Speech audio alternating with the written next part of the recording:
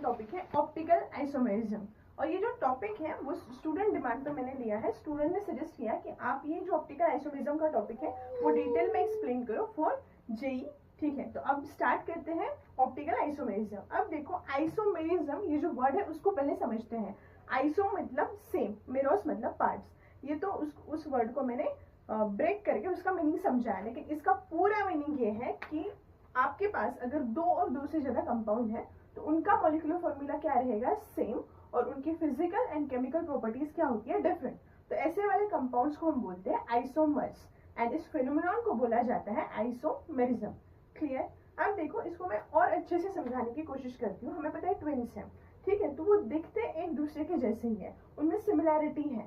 ठीक है, तो हम ऐसे बोल सकते हैं कि उनका मॉलिक्यूलर फॉर्मूला मतलब उनको दो आंखें हैं, दो कान हैं, दो हाथ है, दो पैर है, एक ह्यूमन स्ट्रक्चर जैसा वैसा ही है दोनों में सभी चीजें। तो उनका मॉलिक्यूलर फॉर्मूला क्या है, जो भी उनका बॉडी के सभी पार्ट्स है वो तो सभी सेम है, सेम मॉलिक्यूलर फॉर्मूला, लेकिन उनकी प्रॉपर्टीज, उनका बिहेवियर, उनके ड्रीम्स अलग अलग हो सकते हैं। ठीक है, मतलब ट्विन्स को हम आइसोमर्स के जैसे कोरिलेट कर सकते हैं। आइसोमर्स अभी आपको समझ में आ गया होगा, ऐसे कंपाउंड्स जिनका मॉलिक्यूलर फॉर्मूला क्या होता है, same, and physical and chemical properties क्या होती है, डिफरेंट। अब उसके पहले जो वर्ड दिया है ऑप्टिकल, ऑप्टिक मतलब लाइट। तो अब इस पूरे वर्ड को समझने की कोशिश करते हैं। पहले मैं आपको आइसोमेरिज्म का डेफिनेशन लिख के देती हूँ, उसके बाद हम ऑप्टिकल आइसोमेरिज्म का डेफिनेशन देखते हैं। सी फर्स्ट आइसोमेरिज्म या फिर isomers.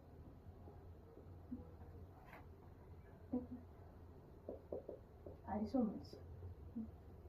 Compounds having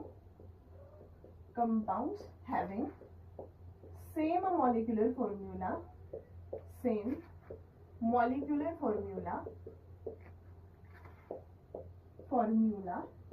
but different physical and chemical properties.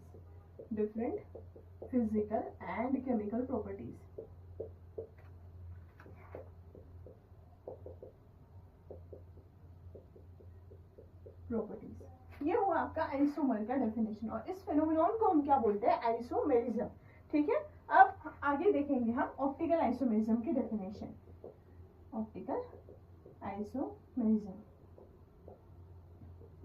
ये ऊपर किसकी डेफिनेशन है, आइसोमर की, और ये जो फेनोमेनन होता है इसको हम क्या बोलते हैं, आइसोमेरिज्म। इसको मैंने किससे कोरिलेट करवाया है, ट्विन्स से कोरिलेट करवाया है। अब यहाँ पे optical isomerism, compounds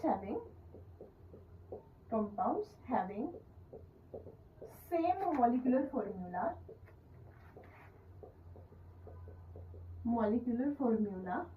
but different behavior towards plain polarized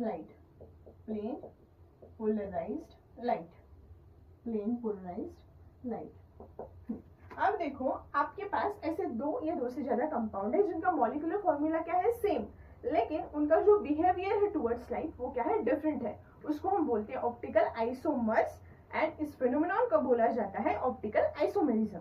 ठीक है, तो अब आगे देखेंगे ये बिहेवियर जो है टुवर्ड्स लाइट क्या होता है और इसको किस तरीके से चेक किया जाता है। ठीक है, तो ऑप्टिकल आइसोमेरिज्म या फिर किसी कंपाउंड की ऑप्टिकल एक्टिविटी बताने के लिए एक एक्सपेरिमेंट किया जाता है, और वो एक्सपेरिमेंट परफॉर्म करने के लिए हमें एक इंस्ट्रूमेंट चाहिए जिसका नाम है पोलैरिमीटर। इसका मतलब ये जो पूरा जो एक्सपेरिमेंट हम करेंगे वो लैब में हम कर सकते हैं, लेकिन अब यहाँ पे पहले समझते हैं पोलैरिमीटर क्या है, और उसके बाद पेन और पेपर लेकर हम किस तरीके से कॉन्फ़िगरेशन निकालेंगे वो इसके बाद हम देखेंगे। तो सबसे पहले देखते हैं पोलैरिमीटर होता क्या है और किस तरीके से यहाँ पे कंपाउंड लाइट के साथ इंटरैक्ट करते हैं। Let's start.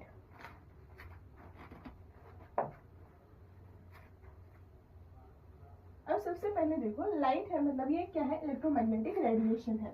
आपने कोई भी लाइट ली, फर्स्ट तो हम लेंगे यहाँ पे नॉन पोलराइज्ड लाइट। कौन सा एक्सपेरिमेंट हम देख रहे हैं, पोलैरिमीटर में हम इसका एक्सपेरिमेंट कर रहे हैं। ठीक है, ऑप्टिकल एक्टिविटी चेक कर रहे हैं। ऑप्टिकल एक्टिविटी क्या होता है उसका डेफिनेशन मैं आगे आपको बताऊंगी। सबसे पहले मैं आपको एक्सपेरिमेंट का सेटअप बताती हूँ और क्या क्या करना है उस एक्सपेरिमेंट में वो समझाती हूँ, तो वो अच्छे से समझ में आएगा। ठीक है, अब देखो पोलैरिमीटर में सेटअप किस तरीके से होता है। पोलैरिमीटर अब यहाँ पे हम लाइट सोर्स लेते हैं, ये क्या है, लाइट सोर्स। अब ये लाइट सोर्स क्या हो सकता है, ये लाइट सोर्स जो है वो नॉन पोलराइज्ड लाइट है, नॉन पोलराइज्ड लाइट। हमें पता है लाइट ली है, इसका मतलब यहाँ पे क्या है, इलेक्ट्रोमैग्नेटिक रेडिएशन है, मतलब इसमें इलेक्ट्रिक फील्ड भी होगा और मैग्नेटिक फील्ड भी होगा। और इसकी जो लाइट की वेव्स है वो हर एक डायरेक्शन में क्या हो रही है, उसका जो लाइट है वो हर एक डायरेक्शन में कंपेंसेट हो रहा है, हर एक डायरेक्शन में जा रहा है। ठीक है, अब ये हुआ हमारा नॉन पोलराइज्ड लाइट। इसके आगे उस apparatus में होता है निकोल्स प्रिज्म। ठीक है, दो प्रिज्म होते हैं, उसको ज्वाइन किया जाता है कनाडा बाल्सम नाम के गम से। जैसे हमारा फेविकोल रहता है वैसे इनका कनाडा बाल्सम है। ठीक है, तो इससे इसको यहाँ पे फिक्स किया है कनाडा बाल्सम से, ये टू प्रिज्म है। ठीक है, और इसको होल इस जो बनाया है, जो दो प्रिज्म ज्वाइन करके बाय यूजिंग कनाडा बाल्सम, इसको हम बोलते हैं निकोल्स प्रिज्म। निकोल्स प्रिज्म इसका काम क्या है, ये जो आपकी नॉन पोलराइज्ड लाइट है, मतलब जो लाइट सोर्स है, लाइट की रेडिएशन आ रही है, वेव्स आ रही है, वो अलग अलग डायरेक्शंस में जा रही है। ठीक है, हाँ, अब इसको क्या करना है, हमें सिर्फ एक प्लेन में कंपेंसेट करना है। इसका मतलब नॉन पोलराइज्ड लाइट को पोलराइज्ड लाइट में कन्वर्ट करना है।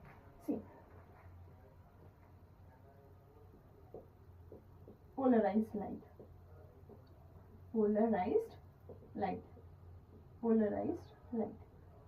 तो जैसे ही ये नॉन पोलराइज्ड लाइट इस निकोल प्रिज्म से आगे आएगी तो इसका कन्वर्जन हो जाएगा पोलराइज्ड लाइट में। ये जो लाइट की रेडिएशन से वेव्स है वो सिर्फ एक ही डायरेक्शन में क्या हो रहा है, कंपेंसेट हो रहा है। ठीक है, इस तरीके से। हाँ, तो इसको बोलते हैं पोलराइज्ड लाइट। अब ये जो लाइट है ये भी क्या है, इलेक्ट्रोमैग्नेटिक रेडिएशन है, इसमें इलेक्ट्रिक फील्ड होता है और मैग्नेटिक फील्ड भी होता है। अब आगे यहाँ पे एक ओपनिंग रहता है इस तरीके से, ऊपर से हम इसमें वेसल रखते हैं, यहाँ पे ग्लास का एक ओपनिंग है, यहाँ से लाइट अंदर जाएगी और आप यहाँ पे ग्लास का वेसल रखोगे जिसमें आप सॉल्यूशन प्लेस करोगे। ठीक है, जिसकी आपको ऑप्टिकल एक्टिविटी चेक करनी है, वो सॉल्यूशन आप बना के यहाँ पे रखोगे। ठीक है, ऊपर से एक विंडो रहती है, वहां से आप ये रखोगे इसमें। अब लाइट यहाँ से पास होगी इस तरीके से, यहाँ से बाहर आएगी। जब लाइट यहाँ से बाहर आती है तो ये जो प्लेन पोलराइज्ड लाइट है वो रोटेशन दिखाती है। एक तो वो क्लॉकवाइज रोटेशन दिखा सकती है या फिर anti clockwise rotation.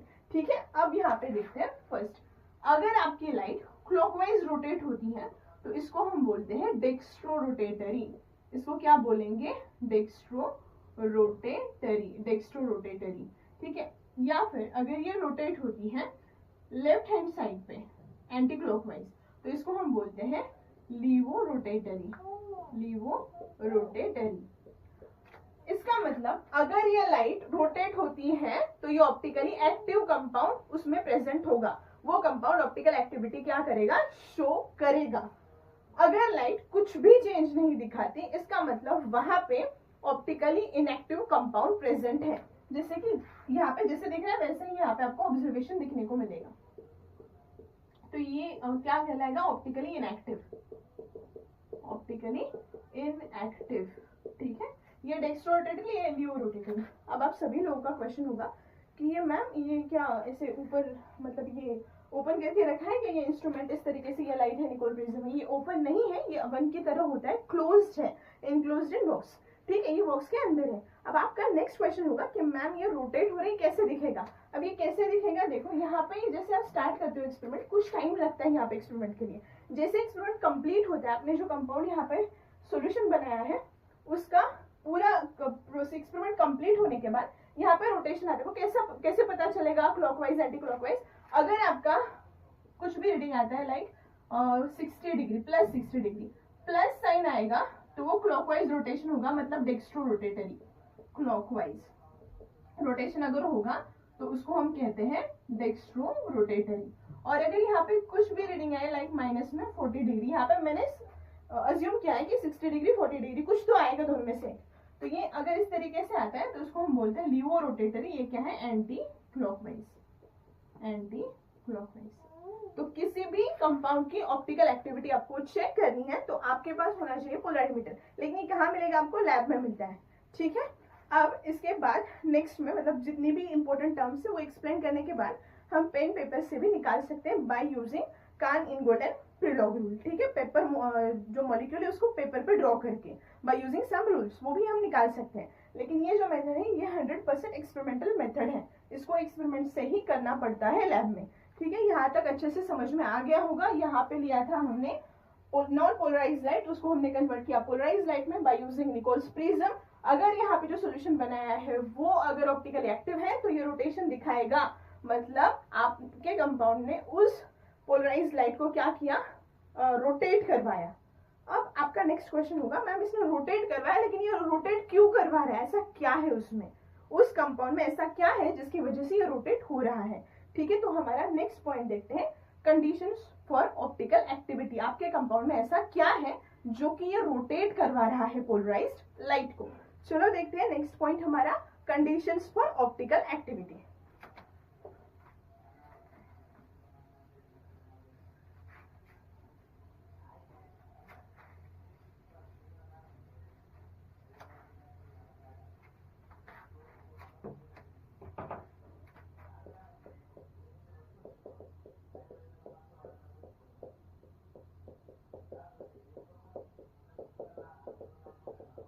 Conditions for optical activity. अब पहले हम ये देखते हैं कि जो हमने लाइट पास की थी वो एक क्या था, इलेक्ट्रोमैग्नेटिक रेडिएशन। इलेक्ट्रोमैग्नेटिक रेडिएशन मतलब उसमें क्या था, electric field and magnetic field, electric field and magnetic field, magnetic field, ये कुछ इस तरीके से था। अब देखो आपका जो कोई भी कंपाउंड लिया है आपने, उसमें आपने ऑर्गेनिक कंपाउंड लिया है, यहाँ पे अगर आपका जो कंपाउंड है मैंने यहाँ पे लिया CH3, यहाँ पे C2H5, यहाँ पे OH लिया और यहाँ पे ये अबव द प्लेन दिखाया मैंने और इसको बिलो द प्लेन। अब ये कंपाउंड मैंने यहाँ पे लिया। अब यहाँ पे 4 बॉन्ड्स हैं, मतलब इसके पास भी क्या है, इलेक्ट्रॉन्स हैं, मतलब ये जो कंपाउंड है वो सॉल्यूशन में क्या कर रहा है, मूव कर रहा है, तो इसके पास भी इलेक्ट्रॉन की वजह से क्या है, इलेक्ट्रिक फील्ड है। क्लियर, इतना समझ में आ गया होगा। आपका कंपाउंड क्यों रोटेशन दिखाता है, ऐसा क्या है उस कंपाउंड में। सबसे पहली बात, compound should have chiral carbon, ये तो कंडीशन हुई, लेकिन वो जो चेंज दिख रहा है वो क्यों आ रहा है, क्योंकि आपकी लाइट में इलेक्ट्रिक फील्ड है और आपके कंपाउंड में इलेक्ट्रॉन्स है, इसमें भी क्या है, इलेक्ट्रिक फील्ड है, तो वो एक दूसरे के साथ रिएक्ट करता है और वहां पे वो चेंज दिखाई देता है। ठीक है, इसकी वजह से वहां पे चेंज आता है। तो यहाँ पे फर्स्ट कंडीशन हम देखेंगे, मैंने रीजन भी बताया क्यों, क्योंकि इसका इलेक्ट्रिक फील्ड, लाइट का electric field electromagnetic radiation react करता है आपके कंपाउंड के इलेक्ट्रॉन के इलेक्ट्रिक फील्ड के साथ, तब जाके वहां पे इंटरेक्शन होती है और वो रोटेट होता है। अब first condition, compound should have, compound के पास क्या होना चाहिए, compound should have chiral carbon, chiral carbon. ठीक है, second condition, compound should be asymmetric, compound should be asymmetric, पूरा का पूरा कंपाउंड क्या होना चाहिए, असिमेट्रिक होना चाहिए, असिमेट्रिक एंड इतना। और थर्ड, जो आपका कंपाउंड है वो क्या होना चाहिए, वो कंपाउंड जो है वो नॉन सुपर इम्पोजेबल इमेज दिखाना जरूरी है। ठीक है, तो next condition is non super imposable mirror image, non super imposable mirror image, posable mirror image, compound should show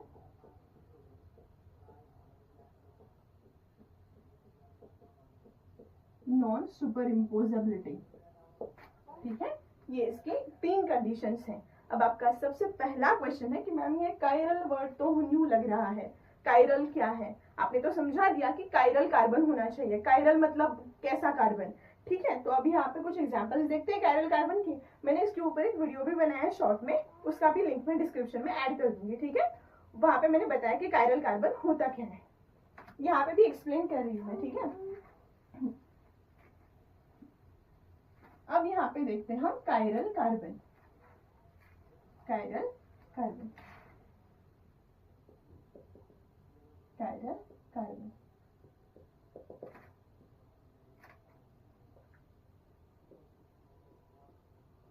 Carbon which has 4 different groups attached to it, 4 different groups or atoms attached to it, उस carbon को बोलते हैं chiral carbon. ठीक है, अब यहाँ पे मैं एक कायरल कार्बन ड्रॉ करती हूँ, कार्बन यहाँ पे OH है, यहाँ पे CH3 है, यहाँ पे NH2 ग्रुप है और इसके बैक साइड में यहाँ पे है H। ये जो मैंने यहाँ पे स्ट्रक्चर लिखा है वो क्या है, वेज फॉर्मूला। इसका मतलब ये बीच वाला कार्बन, ये OH और ये CH3, ये क्या है, इन प्लेन बॉन्ड्स है और ये एटम भी इन प्लेन से, ग्रुप्स एंड एटम। ये NH2 वेज है, ये क्या है, above the plane, above the plane मतलब कमिंग टूवर्ड्स विवर और coming towards viewer, coming towards viewer, coming towards viewer. और ये क्या है, below the plane, below the plane और away from viewer, away from viewer, इस तरीके से। ठीक है, तो इसको हम क्या बोल सकते हैं, कायरल कार्बन। ऐसा कार्बन जिसको 4 डिफरेंट ग्रुप्स और एटम्स अटैच्ड हो उसको हम बोलते हैं कायरल कार्बन या फिर असिमेट्रिक कार्बन। ठीक है, मतलब उसको सभी जो ग्रुप्स अटैच्ड है वो क्या है, डिफरेंट है। इसको इस तरीके से दिखाया जाता है। अब कुछ एग्जांपल्स करते हैं।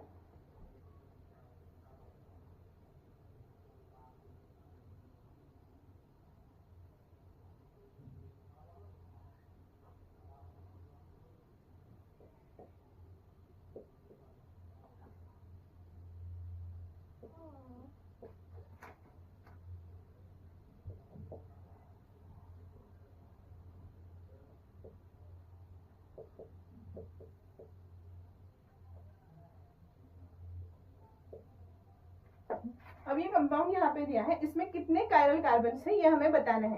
कायरल कार्बन मतलब जिस कार्बन को 4 डिफरेंट ग्रुप्स अटैच्ड होते हैं। देखो ये फर्स्ट वाला देखते हैं हम, यहाँ पे ये वाला कार्बन, यहाँ पे OH है, यहाँ पे बैक साइड पे H है, एक साइड पे CH2, एक साइड पे कार्बोनिल, तो ये भी कायरल कार्बन है। NH2, इस साइड पे CH2, इस साइड पे CH, बैक साइड पे H, तो ये हुआ कायरल कार्बन। यहाँ पे देखते हैं और कुछ कायरल कार्बन नहीं है, यहाँ पे CH2 है तो 2 H है, तो ये कायरल नहीं होगा। यहाँ पे देखते हैं H है, इसको मैं बहुत प्लेन दिखाती हूँ। ठीक है, इस तरीके से, हाँ, या फिर इसको ऐसे ही रहेंगे, इस तरीके से H।